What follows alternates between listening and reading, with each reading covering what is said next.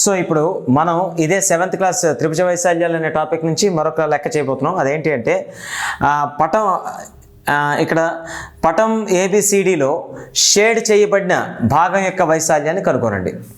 DF equal to CF అంటే ఈ రెండు సమానం అని ఇచ్చాడు. అసలు ఇది వాడాల్సిన అవసరం లేకుండా నేను చిన్న సింపుల్ ట్రిక్తో చెప్పేస్తాను ఈ లెక్క.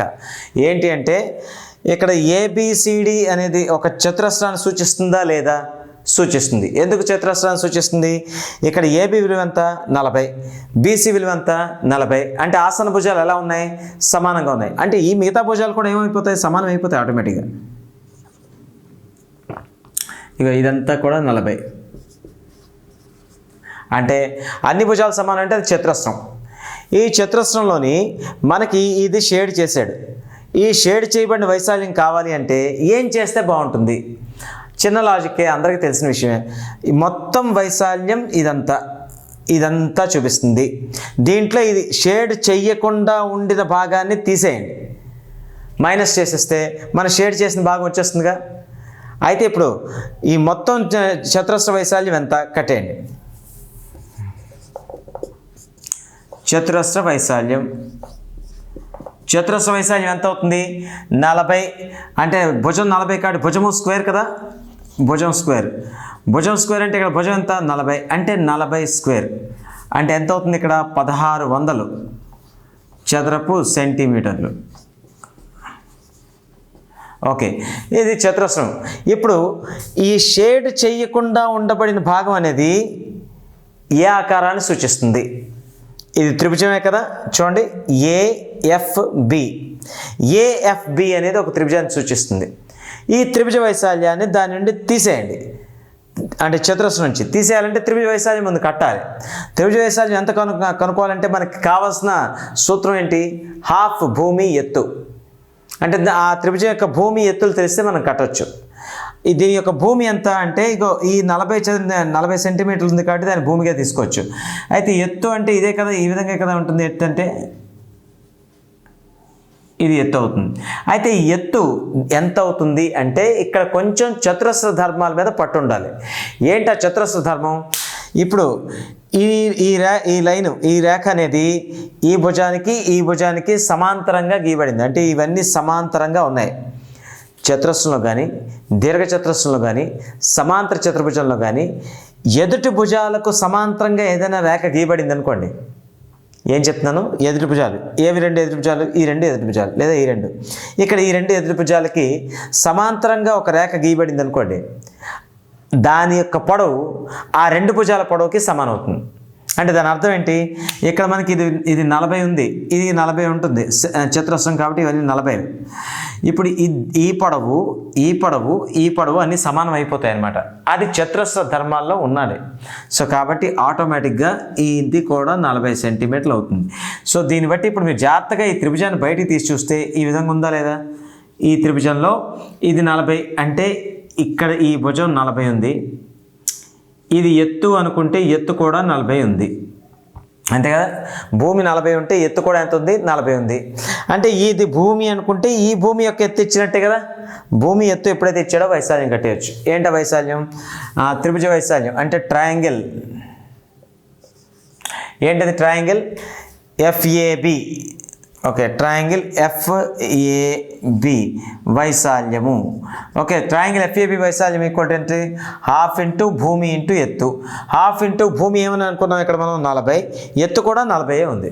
సో కాబట్టి హాఫ్ ఇంటూ భూమి 40 ఇంటూ ఎత్తు 40. 2తో 20 సార్లు కొట్టేయచ్చు, 220s. ఇప్పుడు ఈ రెండింటిని గుణిస్తే మనకి ఎంత వస్తుంది? 800. ఓకే, 800 చదరపు సెంటీమీటర్లు. ఓకే, 800 చదరపు సెంటీమీటర్లు దాని వైశాల్యం వచ్చింది. అయితే ఇప్పుడు ఒకసారి జాగ్రత్త చూస్తే ఇది చతురస్ర వైశాల్యం 1600. దాని లోపల షేడ్ చెయ్యకుండా ఉంచిన ఈ ఏఎఫ్బి ట్రయాంగిల్ వైశాల్యం ఎంత వచ్చిందంటే 800 చదరపు సెంటీమీటర్లు. ఇప్పుడు షేడ్ చేసిన భాగం కావాలి అంటే మొత్తం చతురస్రం నుండి షేడ్ చేయకుండా ఉంచిన త్రిభుజాన్ని తీసేస్తే, మైనస్ చేస్తే అప్పుడు మనకు షేడ్ చేసిన భాగం వైశాల్యం వచ్చేస్తుంది. చూడండి, మొత్తం చతురస్ర వైశాల్యం ఎంత? 1600. షేడ్ చేయకుండా ఉంచిన ఏఎఫ్బి లేదా ఎఫ్ఏబి అనే త్రిభుజ వైశాల్యం ఎంత? 800. అప్పుడు మిగిలిన షేడ్ వైశాల్యం ఎంత అవుతుంది? షేడ్ వైశాల్యం అంటే దీనిలోంచి ఇది మైనస్ చేయాలి. షేడ్ వైశాల్యం ఈక్వల్ టు 1600 800 తీసేస్తే ఎంత ఉంటుంది? 800 చదరపు సెంటీమీటర్లు. సో కాబట్టి దీని యొక్క వైశాల్యం ఎంత? షేడ్ వైశాల్యం 800. ఇలా ఇదొక త్రిభుజంగా కట్టుకుని ఇదొక త్రిభుజంగా కట్టుకునే బదులు మొత్తం చతురస్రం నుండి ఈ షేడ్ చేయకుండా ఉంచిన FAB త్రిభుజం యొక్క వైశాల్యాన్ని తీసేస్తే మనకు సరిపోయింది. సో కాబట్టి ఈ విధంగా సింపుల్గా వచ్చేస్తుంది. చూడడానికి అంత భయంగా అంత పెద్ద బొమ్మలా కనిపించింది కానీ దానిలో ఏం లేదు చేయడానికి. సో కాబట్టి ఇలాగే లెక్కలు ఉంటుంటాయి. ఇంకో లెక్క చూద్దాం.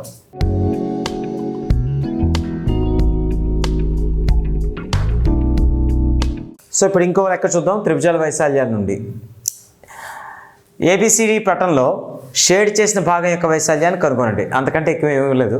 అయితే ఈ పటాన్ని చూసి మనం అర్థం చేసుకోవాలని, ఈ పటం యొక్క స్వభావాన్ని బట్టి ఇది చతురస్రం అని అర్థమవుతుంది. ఎందుకు? ఇక్కడ 10 ఇది 10 ఉంది అంటే మొత్తం ఎంత? 20. మరి ఇదెంత ఉంది? 20. ఆసన్న భుజాలు రెండు సమానం, అన్ని కోణాలు లంబ కోణాలు. అంటే ఇది కంపల్సరీగా పక్క భుజాలు సమానమే, అన్ని కోణాలు లంబ కోణాలు అయినప్పుడు మిగిలిన భుజాలు కూడా అన్ని సమానం అయిపోవాలిగా. అంటే దాని అర్థం ఏంటి? ఇది 20 అయినప్పుడు ఇది కూడా ఎంత అవ్వాలి? 20 సెంటీమీటర్స్ అవ్వాలి. మరి ఈ మొత్తం కూడా ఎంత అవ్వాలి? 20 సెంటీమీటర్స్ అవ్వాలి. అందులో ఈ భాగం ఎంత ఉంది? పొడవు 8. మొత్తం 20, అక్కడ వరకు 8 ఉంది అంటే మిగిలింది ఎంత అవ్వాలి? 12 సెంటీమీటర్లేగా. 20లో 8 పోగా మిగిలింది 12. అంటే ముందు ఒక్కొక్క భాగం తాలూకా లెంగ్త్ని డిసైడ్ చేసుకోండి. అలాగే ఇక్కడ 90 డిగ్రీలు 90 డిగ్రీలు 90 డిగ్రీలు. అయితే ఇక్కడ షేడ్ వైశాల్యం అడిగాడు. షేడ్ చేసిన ఆకారం ఏంటి? త్రిభుజాకారం, అంతేనా? అయితే ఈ త్రిభుజం యొక్క వైశాల్యాన్ని డైరెక్ట్గా కట్టడానికి అవకాశం ఉండుంటే కట్టేయచ్చు. కానీ ఇక్కడ అవకాశం ఉందా? లేదు. ఎందుకంటే దీని భూమి కానీ దీని ఎత్తు కానీ భూమి ఎత్తులు ఇక్కడ నిర్ణయించబడడానికి అవకాశాలు లేవు కాబట్టి. అయితే ఇప్పుడు ఏం చేస్తే దీని వైశాల్యం వస్తుంది? షేడ్ యొక్క వైశాల్యం అంటే సింపుల్ ఒకటే. ఇక్కడ మనకి ఈ మొత్తం చతురస్రం నుండి షేడ్ చేయకుండా మిగిలిపోయిన ఈ భాగాలన్నింటినీ తీసేస్తే మనకు షేడ్ చేసిన భాగం మిగిలిపోతుందిగా. అలా మనం కట్టాలి. అయితే షేడ్ చేయకుండా ఉండే భాగాలు ఎలా తీసేయాలి? అవి ఏ ఆకారాలు అసలు? ఇక నేను ముందు వీటికి 1 2 3 4 అని ఇస్తాను నంబరింగ్. ఓకే, ఇక్కడ 1, ఇక్కడ 2, ఇక్కడ 3. ఈ 3 ఏంటి సూచిస్తున్నాయి? త్రిభుజాలను సూచిస్తున్నాయి లేదా? త్రిభుజాలను చూపిస్తున్నాయి. అయితే మొత్తం చతురస్ర వైశాల్యాన్ని ముందు కనుక్కోవాలి. సో ఇప్పుడు సొల్యూషన్లో మొదట మనం చెప్పాల్సింది ఏంటంటే చతురస్ర వైశాల్యం. చతురస్ర వైశాల్యానికి సూత్రం ఏంటి? భుజం ఇంటూ భుజం లేదా భుజం స్క్వేర్. చతురస్రం యొక్క భుజం ఎంత ఉంది? 20 ఉంది కాబట్టి 20 స్క్వేర్. 20 స్క్వేర్ అంటే ఎంత అవుతుంది? 400గా. 400 చదరపు సెంటీమీటర్లు చతురస్ర వైశాల్యం వచ్చేసింది. ఓకే, ఇది మనకి అవసరమైంది, పక్కన ఉంచుదాం. ఇప్పుడు దీని తర్వాత ఒక్కొక్క భాగం 1 2 3 వీటి వైశాల్యాలు ముందు కట్టేయాలి. ఓకే, 1వ భాగం వైశాల్యం దేని సూచిస్తుందో ముందు చూడండి. ఇగో నేను ఇక్కడ రాస్తున్నాను. ఇగో ఈ విధంగా ఉందా లేదా 1వ భాగం? ఈ 1వ భాగంలోని ఇక్కడ 90 డిగ్రీల కోణం ఉందా లేదా? ఉంది.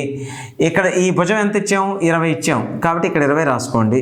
అలాగే ఈ భుజం ఎంత ఉంది? ఇక్కడ ఈ భాగం 8 వాడిచ్చాడు. ఓకే, 8. ఇప్పుడు ఒకసారి జాగ్రత్తగా అబ్జర్వ్ చేస్తే ఇది లంబకోణ త్రిభుజాన్ని సూచిస్తున్నదే లేదా? లంబకోణ త్రిభుజమే. అయితే లంబకోణ త్రిభుజ వైశాల్యం ఏంటవుతుంది? 1/2 ఇంటూ భూమి ఇంటూ ఎత్తు. ఇది లంబకోణంగా ఎదురు భుజం కాబట్టి ఇది కర్ణం. లంబ భుజాల్లో ఒకదాన్ని ఆ భూమి అనుకుంటే ఇంకో దాన్ని ఎత్తు అనుకోవచ్చు.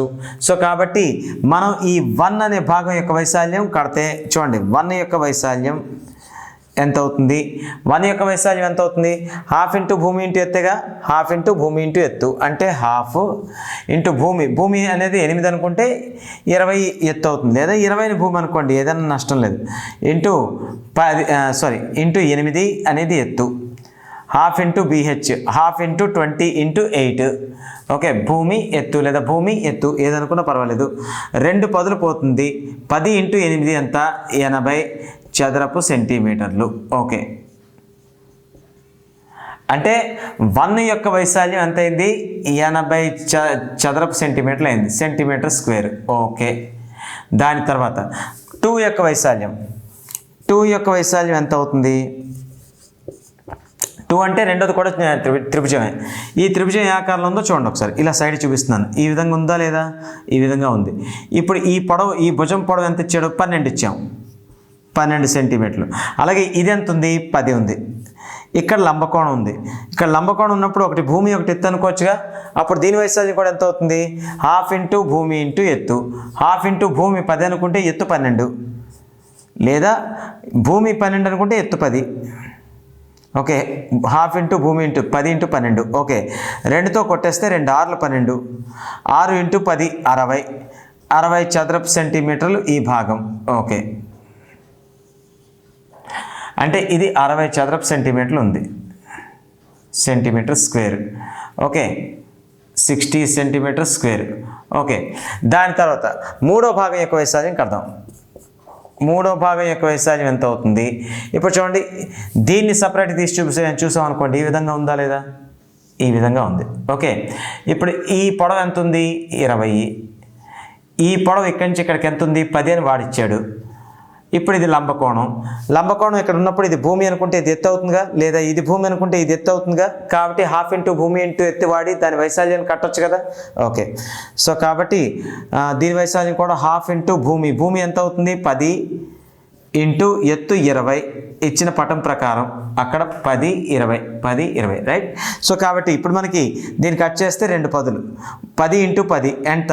100 చదరపు సెంటీమీటర్లు. ఓకే, అంటే ఇప్పుడు ఎంత? ఇది 100 చదరపు సెంటీమీటర్లు. ఇప్పుడు మీకు అర్థం అవసరం విషయం ఏంటి అంటే, మొత్తం చతురస్ర వైశాల్యం 400 చదరపు సెంటీమీటర్ల నుండి, ఓకే, ఈ ఒకటో భాగం, ఈ ఒకటో ఖాళీ భాగం, రెండో ఖాళీ అంటే ఒకటో త్రిభుజం, రెండవ త్రిభుజం, మూడవ త్రిభుజం, ఈ 3 త్రిభుజాల వైశాల్యాలు మొత్తం చేసేసి తీసేస్తే, అంటే ఏమైంది? షేడ్ చెయ్యకుండా ఉండబడిన భాగాలు ఇవి. వాటిని తీసేస్తే షేడ్ చేసిన భాగం ఆ త్రిభుజం వచ్చేస్తుందిగా. కాబట్టి ఇప్పుడు ఏం చేస్తాం మనం? 1 + 2 + 3 వైశాల్యం అర్థమైందా? 1 వైశాల్యం ప్లస్ 2 వైశాల్యం ప్లస్ 3 వైశాల్యం, అంటే 3 త్రిభుజాల వైశాల్యాలు అని చెప్పడానికి అలా రాసేసాను. ఎంత అవుతుంది? 80 + 60 140. 80 + 60 ఎంత? 140. 140 + 100 240 చదరపు సెంటీమీటర్లు. అంటే ఇప్పుడు ఈ 3 భాగాలని కలిపితే 80 100 60 కలిపితే ఎంత ఉంది? 240 చదరపు సెంటీమీటర్లు ఉంది దాని వైశాల్యం ఆ 3 భాగాలకి.